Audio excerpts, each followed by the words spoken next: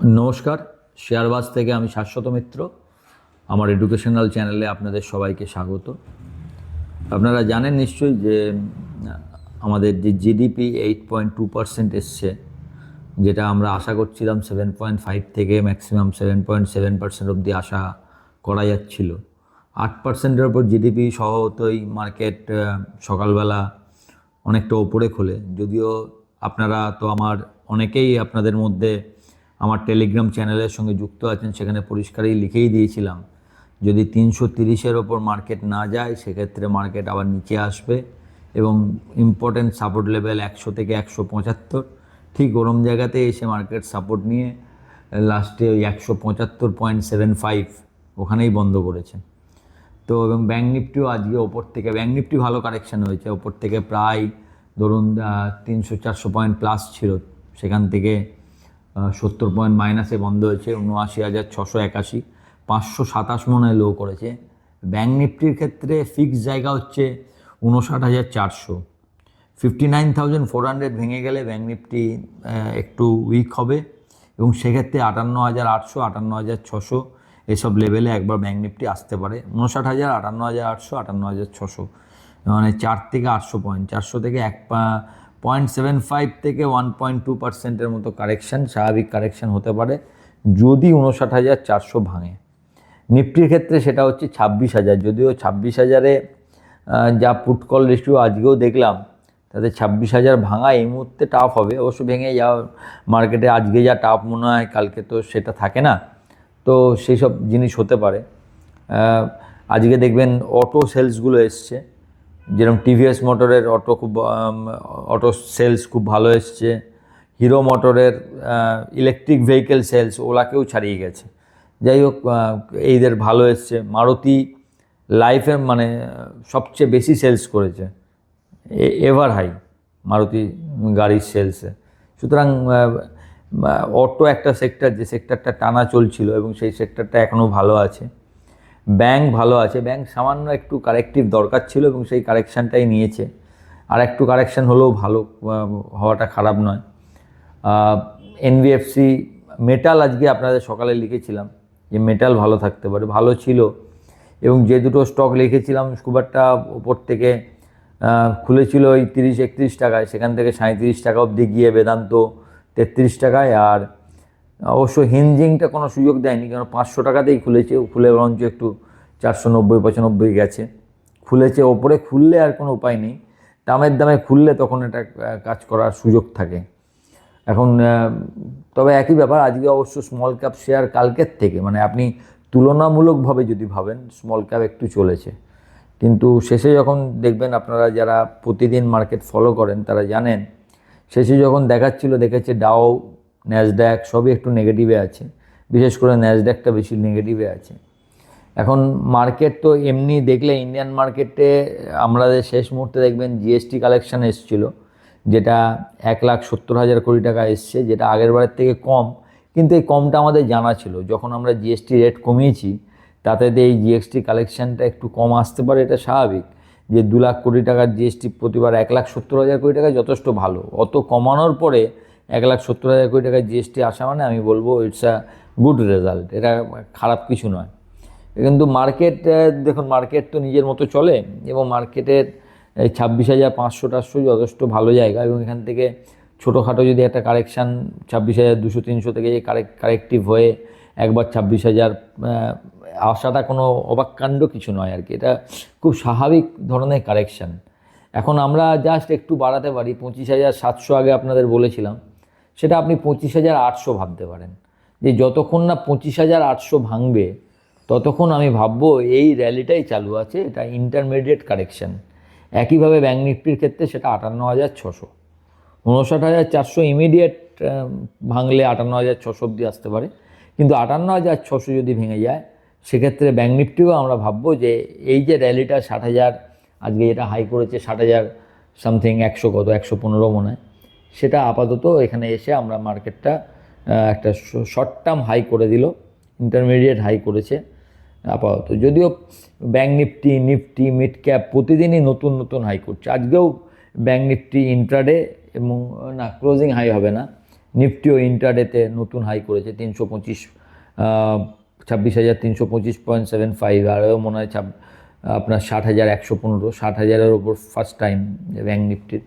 তো আমরা এই ভালো ভালো নাম্বারগুলো দেখছি, কিন্তু একটু মনে রাখতে হবে জিও পলিটিক্যাল অবস্থা খুব একটা ভালো নেই। মানে ভালো নেই মানে আপনি এগুলো অবশ্য আমাদের খুব একটা জানার কথা নাও, তো একটা ছোট করে বলি, আপনাদের অনেকবারই বলেছি যে আমেরিকা ভালো নয়, এটা আপনাদের বলেইছি যে আমেরিকার যদি হাউজিং মার্কেট দেখেন, হাউজিং মার্কেটের অবস্থা অনেকের মতে, অনেক অ্যানালিস্টের মতে 2008-এর থেকেও খারাপ।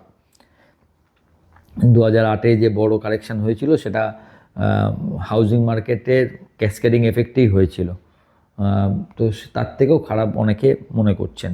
এছাড়াও আপনাদের তো বলেছি যে জিডিপি টু মার্কেট ক্যাপ হিসেবে 1.3 টাইমসে চলছে আমেরিকা। আর একটা জিনিস আমরা দেখি, সেটা হচ্ছে প্রতিটা দেশের ডেপ্ট টু জিডিপি রেশিও, তার ডেপ্ট কত, তার এগেনস্টে জিডিপি কত, সেটাও আমেরিকার প্রায় 130%। মানে যত জিডিপি তার 130% ধার আছে। তবে সেই দিক দিয়ে সবথেকে খারাপ অবস্থা হচ্ছে জাপানের ডেপ্ট টু জিডিপি রেশিও হচ্ছে 250%। মানে কোনো এত বড় একটা ইকোনমি, এত বড় ইকোনমির এরম হয় না। সুদান কয়েকটা ইকোনমির এরম কাছাকাছি 220-30%-এর ডেপ্ট টু ইকুইটি রেশিও আছে। সেগুলো ছোট, কিন্তু জাপানের মতো বড় ইকোনমির ডেপ্ট টু জিডিপি রেশিও এইটা খারাপ। এই খারাপের সঙ্গে একটা যোগ হয়েছে, সেটা হচ্ছে ওটা হঠাৎ ওদের বন্ড ইয়েল্ডটা বেড়ে গেছে। এখন জাপান প্রায় 1 দশক ধরে বা তার বেশি হবে, আমার ঠিক মনে পড়ছে না ঠিক কবে থেকে, ইন্টারেস্ট রেট হচ্ছে 0%, কোনো ইন্টারেস্ট রেট নেই। তো সেখানে কি করতে হচ্ছে, বারবার এটাকে সামাল দেওয়ার জন্য আপনার ইকোনমিক্সের ভাষায় দুটো কাজ করা যায়। একটা হচ্ছে মানি প্রিন্ট করা যায়, আর একটা হচ্ছে যে না আমি ওটা করব না, বন্ড ইয়েল্ড, মানে কিছু একটা আপনাকে তো কিছু একটা করতে হবে, একটা মানি প্রিন্ট করে আপনি ঠিক করতে পারেন, আর না হলে ডিভ্যালুয়েশন অফ কারেন্সিজ, যেটা জাপান করে আসছে। দেখবেন ইয়েনের ভ্যালুয়েশান আমাদের থেকেও কম, মানে আমাদের 1 টাকা মানে প্রায় 1.5 টাকা ইয়েনে, মানে এরম ব্যাপার আর কি, বেশ অনেকটা, আমি ভুলে গেছি কতটা, মানে বেশি হবে আর কি সেই হিসাবে। তো আপনার এখন জাপানের প্রবলেম হচ্ছে যে বন্ড ইয়েল্ডের এই বেড়ে যাওয়াটা জাপানের জন্য খুব খারাপ, কারণ এইটাকে একটা জিনিসকে তো চাপা দিয়ে রাখা হয়েছে না। এখন যদি আমাকে এটা কিনতে হয় তখন কী করতে হবে, তাহলে পয়সা যাবে, তাহলে মানি প্রিন্ট বন্ধ রাখতে হবে, কিংবা ইয়েনকে ডিভ্যালুয়েট করতে হবে। কিন্তু আর এইরকম ধরনের জিডিপি টু ডেপ্ট রেশিও নিয়ে যদি এখন ইয়েন ডিভ্যালুয়েশন হয়, সেটাও খারাপ হবে। আবার বন্ড যদি যেটুকু বাড়া তার থেকে অনেক বেশি বেড়ে যায়, সেটাও ইকোনমির জন্য খারাপ। এখন ওখানকার যারা ব্যাংকার আছেন, তারা এতদিন ধরে এটাকে সামাল দিয়ে আসছেন 1 দশক ধরে, তাদের যথেষ্ট যোগ্যতা বা বুদ্ধি আছে আশা করি। কিন্তু ক্রমশ যেন মনে হচ্ছে, অনেক সময় হয় না, আমরা আস্তে আস্তে জল বাড়ছে, আমরা দেখছি পায়ে এলো, পায়ের পাতা ভিজলো, ঠিক আছে চালিয়ে নেবো, তারপর একটু দোলা দিচ্ছে, হাঁটু অবধি এসছে, তারপর একটু দোলা দিচ্ছে কোমর, কিন্তু যখন আপনার মানে গলা ওপরে চলে যায়, মাথার ওপরে যখন জল পৌঁছায়, তখন রিয়েল প্রবলেমটা শুরু হয়। তখন আপনাকে একটা ইনভেসিভ কিছু একটা অ্যাকশান নিতে হয়। এখন দেখা যাক জাপান এটাকে কীরমভাবে সামাল দেয়। কিন্তু জাপানের যদি এটা খুব খারাপ কিছু হয়, সেটা কিন্তু পুরো ইকোনমির জন্যই খুব খারাপ, কারণ জাপান সবথেকে বেশি ইউএস বন্ড কেনে, মানে একটা পুরো ক্যাসকেডিং এফেক্ট হবে, যেটা সারা বিশ্বের ওপর পড়বে আর কি। তো আমি জানি না, তবে আজকে যে পরিমাণ বন্ড ইয়েল্ডটা বেড়েছে, আমার সেটা খুবই অ্যালার্মিং লেগেছে। আমি খুব সামান্য বুঝি এই ব্যাপারটা, কিন্তু আমার মনে হয়েছে এটা অ্যালার্মিং, এবং এটা বেশি দিন চালানো মুশকিল। আমার যা মনে হয় যে বেশি দিন জাপান এটাকে চালাতে পারবে বলে আমার মনে হয় না। এটা হয়তো খুব বেশি হলে, যদি এরম অবস্থায় থাকে, যদি না এটাকে সামাল দেওয়া হয়, এটা 1-1.5 মাসের ব্যাপার। এবং ইউএসএও আমার মানে এটা একদম ব্যক্তিগত মত, এটাকে আপনি নাল অ্যান্ড ভয়েড হিসাবেও ভাবতে পারেন, কারণ প্রত্যেকের মত, এটা পুরোপুরি ব্যক্তিগত মত, যে জানুয়ারি টু মার্চ এই 3টে মাস is not good for world economy, ভালো হবে না ওয়ার্ল্ড ইকোনমির জন্য। এখানে আমেরিকা বড় টাইপের কারেক্টিভ হতে পারে, জাপানের যদি খারাপ কিছু হয় কারেক্ট হতে পারে। তবে সেক্ষেত্রে যদি ইন্ডিয়া সত্যি করে কারেক্ট হয় এবং ভালো মতো কারেক্ট হয়, আমার মতে that will be opportunity to buy. তার কারণ হচ্ছে ইন্ডিয়ার ইকোনমি এদের মধ্যে সবথেকে ভালো, we are in a very good position, তো সেখান থেকে মার্কেট বাড়বার জন্য। এটা আমার ব্যক্তিগত, একদমই ব্যক্তিগত মত। আমি জানি না কি ঘটবে, কিন্তু আমি জানুয়ারিটা মার্চের মধ্যে আমি ভয়ই পাচ্ছি বিশ্বের অবস্থা দেখে যে কি হবে। তো লেটস সি কোথায় হবে, এবং সেটা কি হবে তার উপর নির্ভর করবে অনেক কিছু। ব্যক্তিগতভাবে আমি যেটা করছি আর কি, সেটা আপনাদের সঙ্গে আলোচনা করছি। যে এর মানে নয়, আমি কিন্তু এটা কোনো রকম রেকমেন্ডেশন নয়, কোনোভাবে কাউকে প্রভাবিত করার জন্য বলা নয়, এটা জাস্ট আপনাদের সঙ্গে আলোচনা করা, এবং এটা কোনো ব্যাপার নয়। সেটা হচ্ছে ব্যক্তিগতভাবে আমার ব্যক্তিগতভাবে আমার যারা আছেন তাদের যদি কোনো ভালো প্রফিট থাকে, আমি তাদের প্রফিট বুক করতে বলছি। এবং সেটা কমপ্লিটলি ভুল হতেও পারে। একটা যখন মার্কেট সবে নতুন নতুন হাই করছে, সেখানে আমি প্রফিট বুক করতে বলছি, সেটা যদি মার্কেট সত্যি করে আরও 2 মাস 3 মাস চলে, তো সেটা অনেক নিচে বেচা হবে আর কি। তবু আমি বলছি, এটা আমার ব্যক্তিগত মত, যে ডিসেম্বরের মধ্যে যা হাই পাবো, আমি জানি না এক্স্যাক্ট ডেট তো কেউ বলতে পারেন না, আমি আশা করছি যে এই সময়ের মধ্যে যা ভালো জায়গায় যদি আমি পাই, I will book profit and wait for good level to buy again. তো এইটাই আপনাদের সঙ্গে আমার শেয়ার করার কথা। মার্কেট এখনও ভালো আছে, মার্কেটের টেকনিক্যাল কিচ্ছু হয়নি, কিচ্ছু খারাপ নেই, কোথাও কিচ্ছু নেই। এগুলো জাস্ট খালি আপনি বলতে পারেন একটা এতদিন থাকার ফলে একটা মনে হচ্ছে হতে পারে, যদি এইটার কোনো দাম নেই, মনে হচ্ছে কি হতে পারে শেয়ার মার্কেটে কোনো দাম নেই।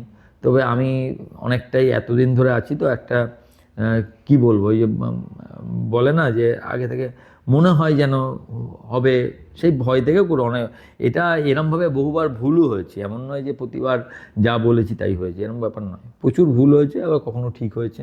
তো সেই হিসাবে আপনাদেরকে জানিয়ে রাখলাম। এমনি আপাতত মার্কেট ঠিক আছে, as long as Nifty is above 25,800 and bank Nifty is above 58,600।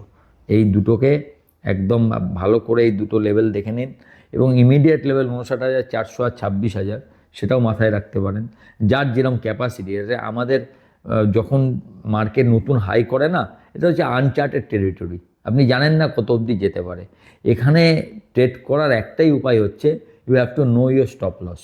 যেখানে স্টপ লস দেবেন, স্টপ লসটাকে আপনি ট্রেল করবেন এবং জাস্ট এটাকে করবেন, এছাড়া আপনার কোনো উপায় নেই। তো আমি জাস্ট আপনাকে এসএলটা বললাম, লেটস সি মার্কেট কোথায় যায়। ভালো থাকবেন।